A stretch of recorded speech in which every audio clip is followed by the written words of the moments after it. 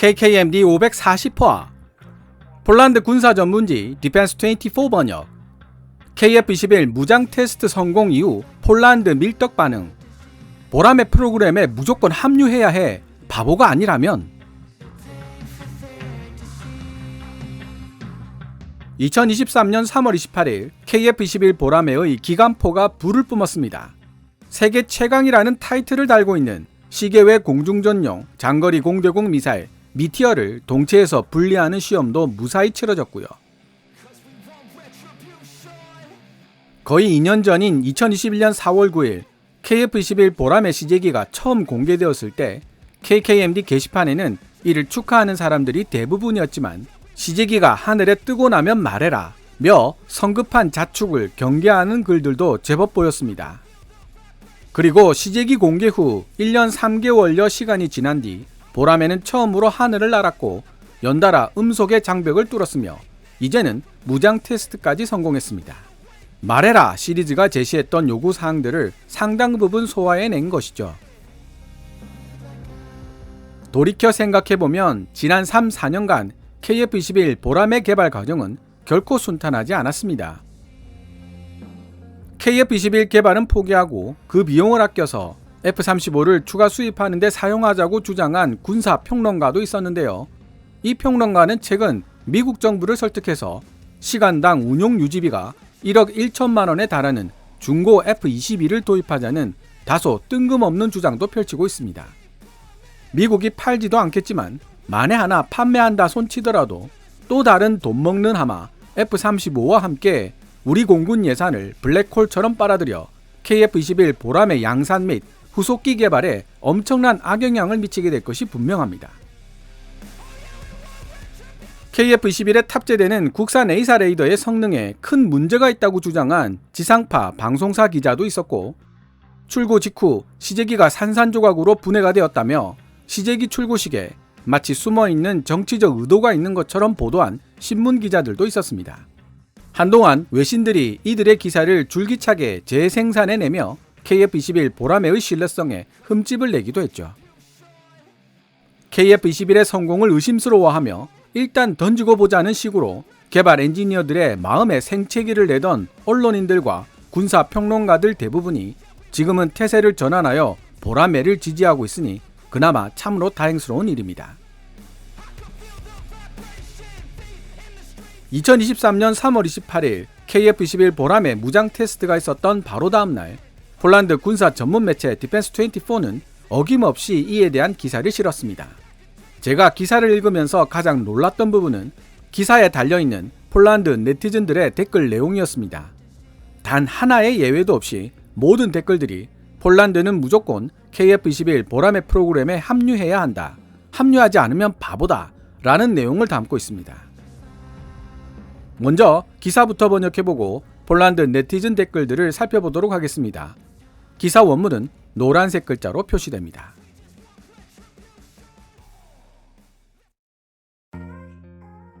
한국형 차세대 전투기 KF-21 보라매가 비행하면서 탑재하고 있는 MBDA 미티어 장거리 공대공 미사일과 기관포를 테스트하는 영상이 소셜미디어에 등장했다. 대한민국 방위사업청이 제공한 자료에 따르면 KF-21 보라매는 경상남도 사천에 있는 공군 제3훈련 비행단에서 이륙했고 무장 테스트는 남해안 상공에서 이루어졌다. 방위사업청의 발표에 따르면 무장 테스트에는 2대의 시제기가 참여했는데 KF-21 CJ-2호기는 MBDA 미티어 장거리 공대공 미사일을, CJ-3호기는 M61A2 20mm 유결 기관포를 테스트했다. KF-21 보라매 전투기는 비행 중인 기체에서 무장이 안전하게 분리되는지 여부를 테스트했고 100여 발의 공중 기총 발사 테스트를 수행하여 기총 시스템의 성능과 발사 시 손상 발생 여부 등을 확인했다. 대한민국 현지 언론 KBS 뉴스 보도에 따르면 테스트가 진행되는 동안 특별한 문제는 발생하지 않았던 것으로 알려지고 있다. 연합뉴스 기사를 통해서도 알 수 있듯이 대한민국 방위사업청은 저고도와 고고도는 물론 저속 상태를 포함한 모든 비행 단계에서 관련 연구를 진행할 계획이다. 시계 외 공중전을 위한 미티어 장거리 공대공 미사일 외에도 아이리스-T 단거리 공대공 미사일을 포함한 더 많은 무장 발사 테스트가 KF-21 보라매를 위해 계획되어 있으며 중장기적으로는 한국 자체 기술로 개발한 국산 무장을 탑재한다는 계획도 세우고 있다. 지난해 7월 KF-21 시제기가 첫 비행에 성공한 이후 대한민국은 지금까지 KF-21 시제기 4대로 150회 이상의 테스트 비행을 수행해왔다. 디펜스24에서 이미 보도한 바와 같이 4.5세대 다목적 전투기 KF-21 보라매를 위해 만들어진 6대의 시제기들 중 4호기가 2023년 2월 초도 비행에 성공했는데 이 4호기는 복자식이라는 특징을 지니고 있다. 복자식인 CJ 4호기는 능동 전자주사 배열 A사 레이더가 탑재되어 있어 목표물 탐지 성능에 대한 테스트가 2026년까지 계속될 예정이다. 복자식 CJ 4호기에 대한 테스트는 또한 단자식 시제기들과의 미세한 형상 차이가 기체에 미치는 항공역학적 영향이 어느 정도가 될 것인지를 확인하는 과정이 될 것이다. 올해 2023년 상반기 중으로 마지막 5호기 및 6호기도 초도 비행에 나서게 되는데 2026년 2월까지 대략 2200여 회의 비행 테스트가 계획되어 있다. KF-21 보라매는 대한민국 공군이 주력으로 사용하기 위한 용도로 개발되고 있을 뿐만 아니라 해외 수출 시장에 내놓을 계획도 가지고 있다.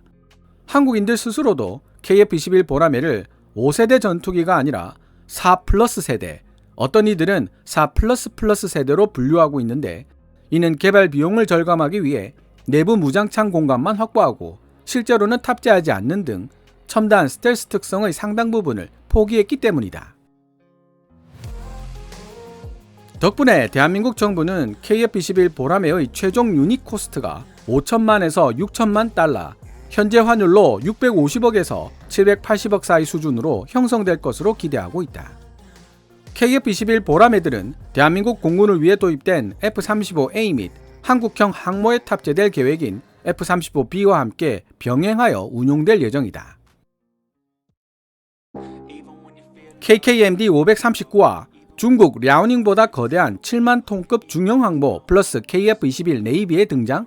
진심으로 항모를 원하는 대한민국 편에서 설명드렸듯이 CBX를 중형 항모로 설계하자는 의견이 나오면서 F-35B 도입은 알 수 없는 일이 되어버렸습니다. 이 기사를 작성한 디펜스24의 표트르 미에진스키 기자는 FA-50PL 관련 기사에서도 사실관계가 약간 어긋난 내용을 게재했었는데요.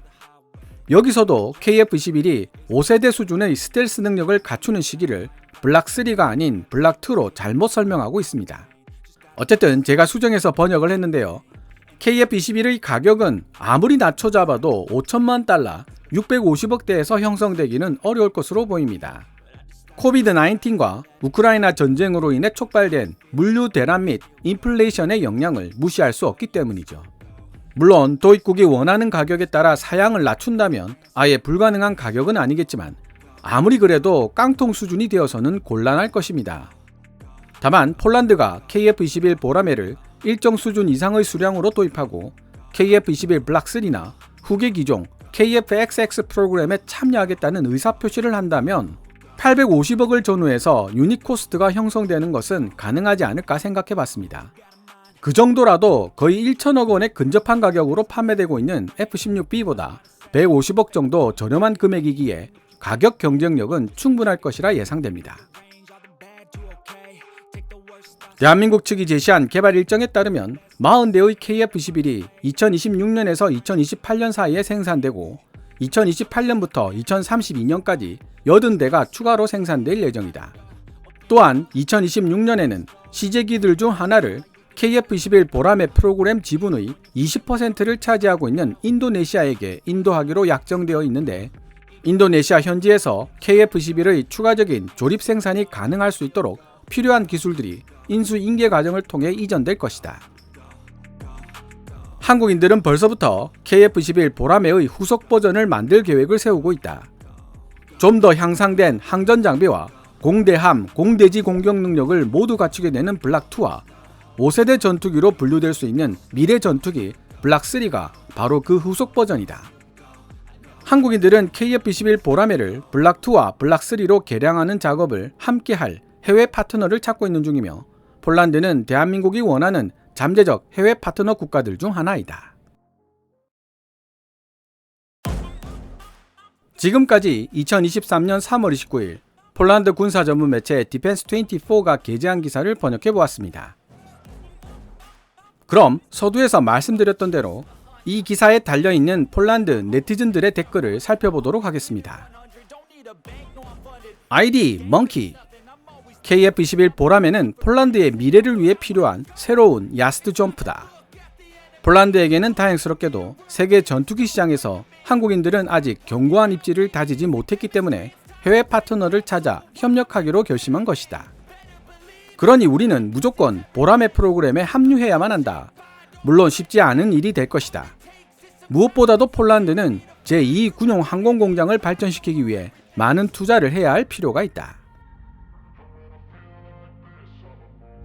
폴란드어로 매를 뜻하는 이름을 가진 전투기 PGL-50 야스트존프에는 숨겨진 비화가 있습니다.